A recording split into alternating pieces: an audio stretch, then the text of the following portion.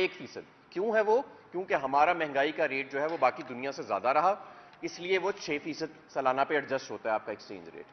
क्या आपको मालूम है कि पिछले 3 माह में 3.4% महाना आपका, पिछले 9 माह के अंदर 3.4% महाना आपका जो डॉलर है वो अप्रिशिएट किया रुपए के अगेंस्ट। पाकिस्तान तहरीक इंसाफ के 3.5-4 साल में 58 रुपए, 58 रुपीज, जिसके अंदर इसहाक डार का लैग भी शामिल था जो उसने जबरदस्ती होल्ड किया हुआ था, वो आपका रुपया डीवैल्यू हुआ। पिछले 9 माह में 75 रुपए हो चुका है, और अभी भी जब मार्केट 255 पे क्लोज की है आज, तो डाउनवर्ड्स प्रेशर था। जब कल मार्केट खुलेगी मजीद नीचे जा सकता है। ओपन मार्केट का अभी कोई रेट सेटल नहीं हुआ, और ये सब कुछ उस माहौल में हो रहा है जहां आपने इंपोर्ट्स के ऊपर आर्टिफिशियल रिस्ट्रिक्शंस लगाई हुई हैं, कैपिटल कंट्रोल्स लगाए हुए हैं।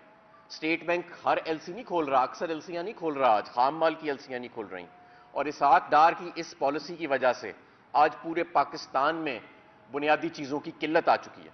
आपके हर इंडस्ट्री की सप्लाई चेन्स डिसरप्ट हो चुकी हैं, खाने पीने की अशिया से लेके, तेल डीजल से लेके, खाम माल से लेके, सनत के खाम माल से लेके, दवाइयों तक, सर्जरी करने के आलात तक, इस पॉलिसी ने मुल्क के अंदर किल्लत क्रिएट कर दी। और ये वो मुल्क था जो 9 माह पहले 6% पर तरक्की कर रहा था, और दूर दूर तक किसी ऐसे बहरान का अंदेशा नहीं था। हां, जरूर सुपर कमोडिटी जो साइकिल आया दुनिया में, उसके चैलेंजेस थे, लेकिन उस चैलेंजेस से निपटा जा सकता था बड़ी आराम से, अगर कंटिन्यूटी रखी जाती, और अगर हम मार्केट एक्सचेंज रेट में रहते, और अगर हम स्टेट बैंक की इंडिपेंडेंस को बरकरार रखते।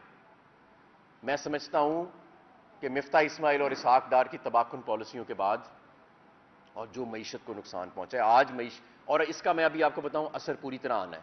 एक्सचेंज रेट का असर 2 से 3 माह के बाद महंगाई पे आता है।